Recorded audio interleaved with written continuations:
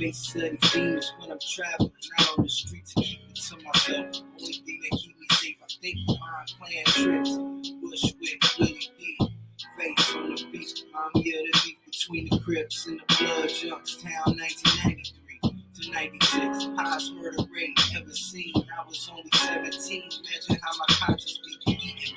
Knowing that I could have died a lot of times, a lot of friends shattered lives, little kids shattered lives. Grew up traumatized ever since my mom and my older brothers left the homeless shelter for the battered wives.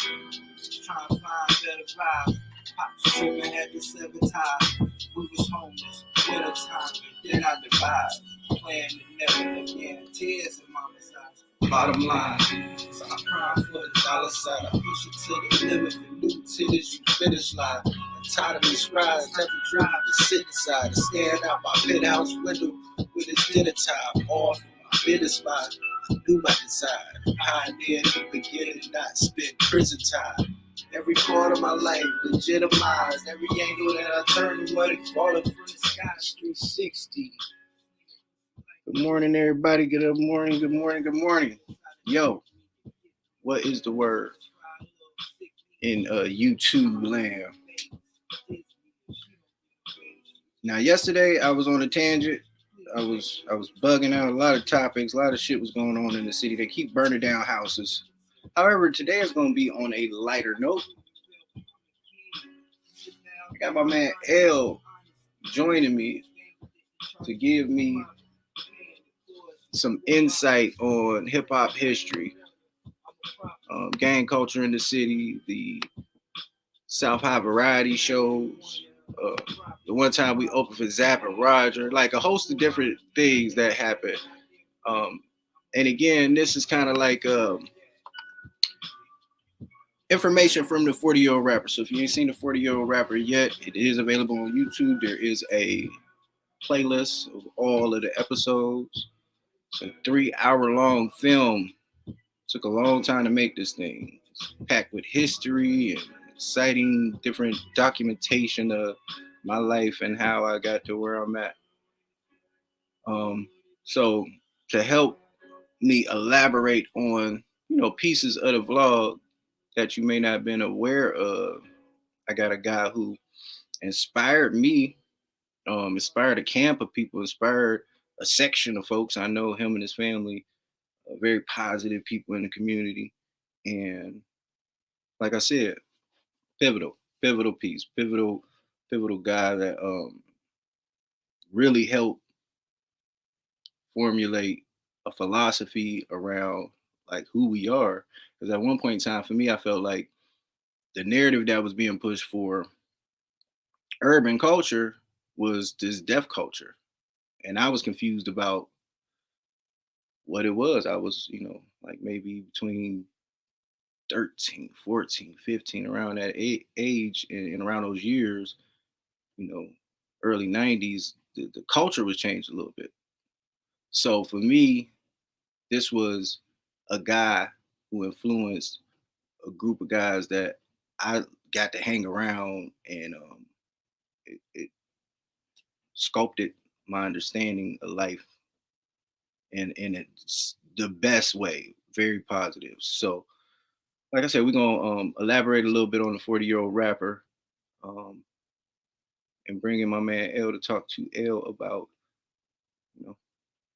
some Youngstown history, some hip hop stuff. So let's bring L in real quick. Yo, damn man, brother, shit. Brother, that's how you gonna start it off? You gonna get me all like that? The 10th brother is in the building. Yeah, so definitely. I mean, I got to. It's a big thing, L. And like I said, I've been in this negative funk lately, and as far as this show is concerned, last couple episodes was like, oh, I can't believe the city is doing this. Oh, I can't believe that happened. I can't believe they saying this, and like all of these little headlines and things is going on in the city, in the world, and it's like, so it's a good timing to bring somebody like you to because I know you. I mean, for real, look at him. Look at him. He's so positive and and easy going. Look at him. Word. Look at him. He don't even care. That's my cat right there. He'll put a positive light on whatever the hell we talking about because that's just his nature, who he is. So, what's up, L? Not much, man. Chilling, man. Easy day today. I ain't got too much going on. This was my priority today. My man. So, if you could, real quick, give us. Let's just go right into it. Give us a little bit of the history, kind of like, from my understanding, what South variety and hip hop was in Youngstown, like the early history of hip hop. So for me, just looking up as a kid, it was a big thing. South variety shows was like it was a thing. It wasn't a joke. You know what I'm saying? And everybody came hard and made sure it was singers and dancers and niggas was breaking and like all kind of so rappers. I mean, I don't know. I seen maybe one of them. You know what I'm saying? I seen That's maybe, it? yeah, because I was young. I wasn't. You ain't allowed to go to motherfucking. What you gonna do? Where your little ass just gonna be walking around that motherfucker? Like they wouldn't let me go. And then my big brothers would be like, "Nah, niggas, it's going down. You can't be there." Like, That's true. That's true. Right? I mean, it was dope. It was dope.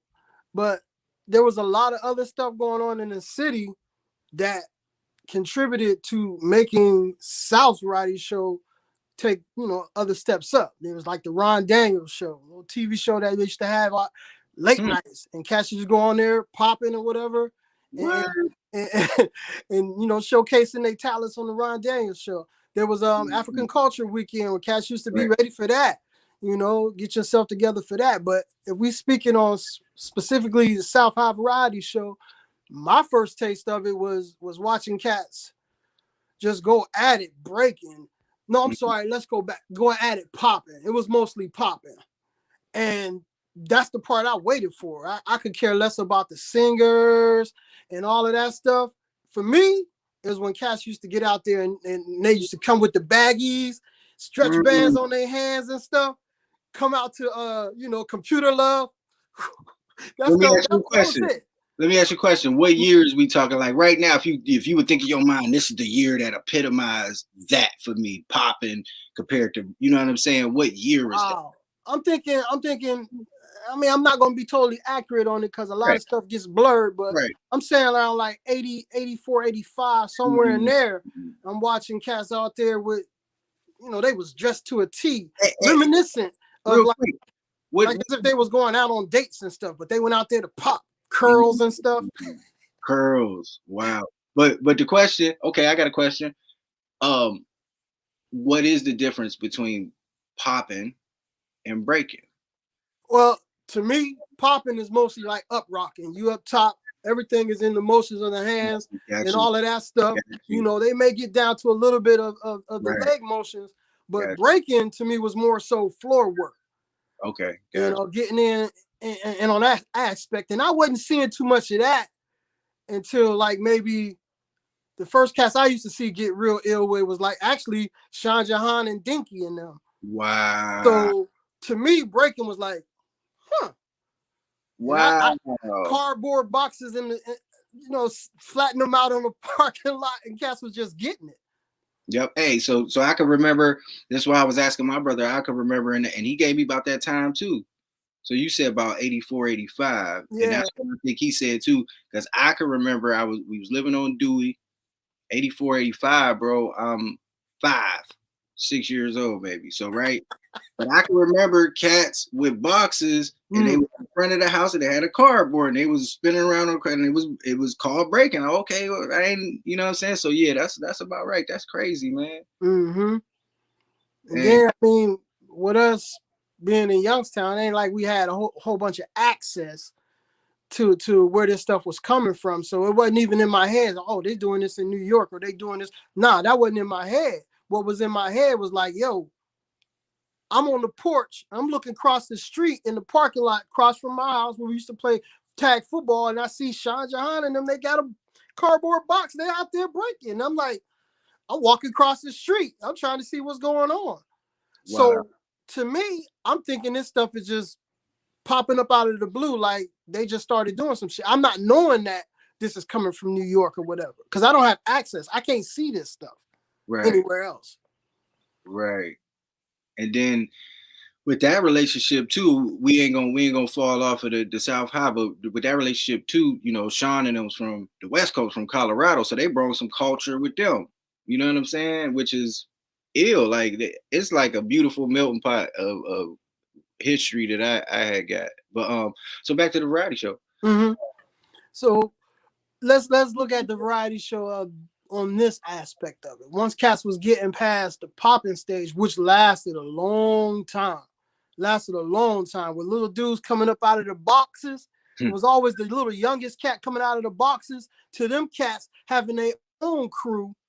And then they got other cats coming up out of the boxes with the little dude doing his thing. Like Eric Bankston and them, Breakwater. That shit was ridiculous to me. Wow. Because little Eric Bankston then. It would have been little Eric Bankston coming out the box. Right. And then to the point where Eric Bankston was one of the main dudes. Right. You know, him, Marcus Coleman, Juice Coleman, them cats. And even before them.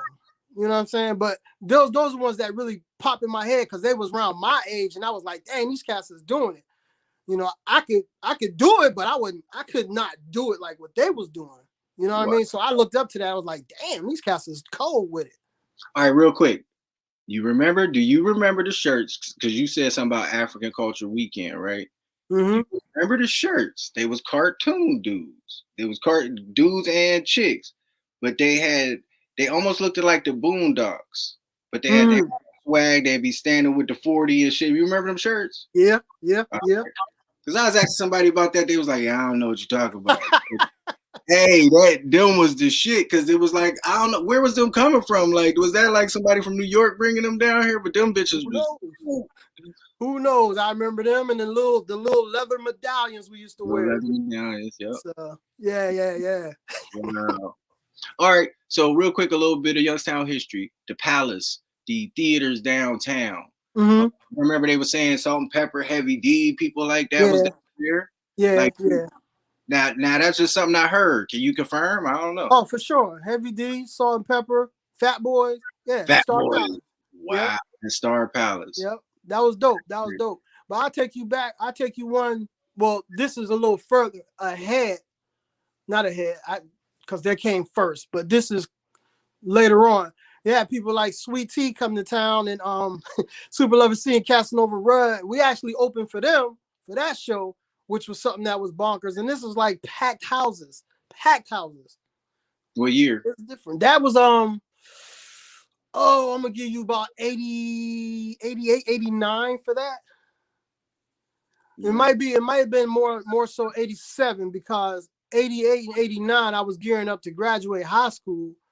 And that was me checking Sean. That's when we had a group. So that probably would have been 87, 88, somewhere in there. And this is South? You at South? Yeah, I'm at South. That actual show was at Stan Bar Auditorium. And where did you go to junior high? Princeton. Okay. See, yeah. And what about elementary? See, I don't know your whole history, El. Elementary is we went to Bennett. Oh God, this nigga went to every school I went to. So I went to Bennett at elementary. Well, I went to Sheridan too. And see, I started off in kindergarten at St. Pat's.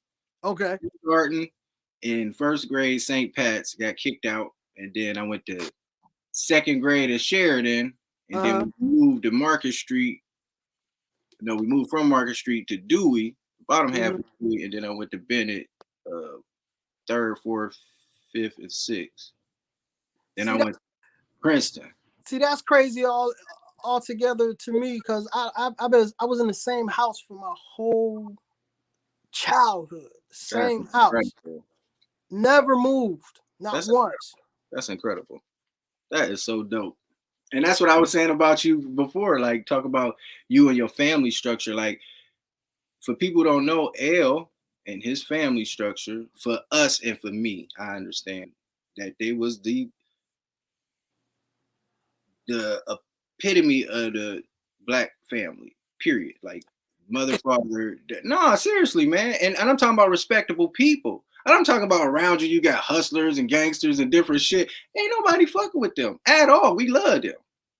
So it was this thing for me where I kind of value you because of your family a lot more, but it was just a certain respect that we had to have for you and y'all when y'all talk, because how do y'all keep a family together like that? I don't know. I was just living, dog. I don't know. Shit. I was just living, going day to day, doing what I felt I should have been doing. I don't know. No clue. But I I didn't mean, even know. Like I said, all the moving stuff. It never dawned in my brain that everybody was doing a whole bunch of moving. I didn't know that. That stuff that I wasn't thinking about. yeah, that shit was crazy as hell. Like most of us, parents that split up, they moved probably 10 different houses. We was in a homeless shelter at one point in time, me and my brothers and my mom, you know what I'm saying? Like all of that, but again, that's why I say, that's why when it come back to you, it's kind of like this guy. And then when you was in college, you had the radio station going and all that stuff. Like you was just like, if L said something, you had to kind of like listen real quick, like, you know what I'm saying? Because this dude ain't really ain't no one of them negative or ignorant motherfuckers. He like, you know what I'm saying? For whatever reason, you was blessed to be the person that you is, you know what I'm saying? And it was like, and again, it go back to, having incredible family structure. Oh, I was ignorant though. Oh no, of course we all was ignorant. Yeah, I ain't saying it like that. Nah, yeah, I ain't saying it like that. Yeah. Yeah, all right. But it was only but so far you can go, because you wasn't raised that way. You know what I'm saying? Right. For real. Keep it 100. It was some shit you wasn't about to do. Period. That ain't. Right. I accept that. I accept that.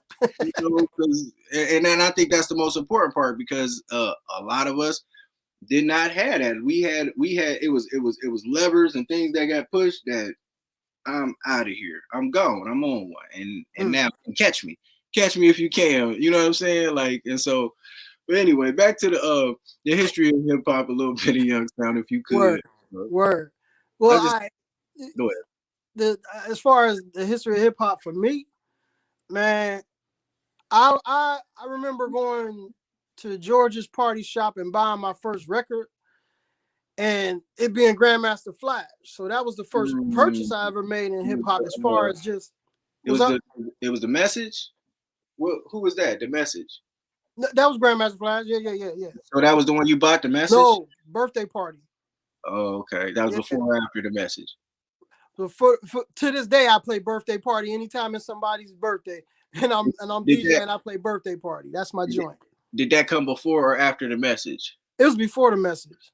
Wow. Okay. Yeah, but then but that I say that to say that I was listening to hip hop, but I wasn't doing hip hop. I wasn't involved with hip hop. I was just a consumer. You know what I mean? I was just listening. Then when I started to meet people like Ross and everything, and I got from Ross a whole lot. And then Ross turned me on to Gilbert and them. Was a street over on Glen Haven. They were called the Urban Warriors, and these cats was DJing. They'd be on the front porch and set up their system and just DJ out, for everybody to hear.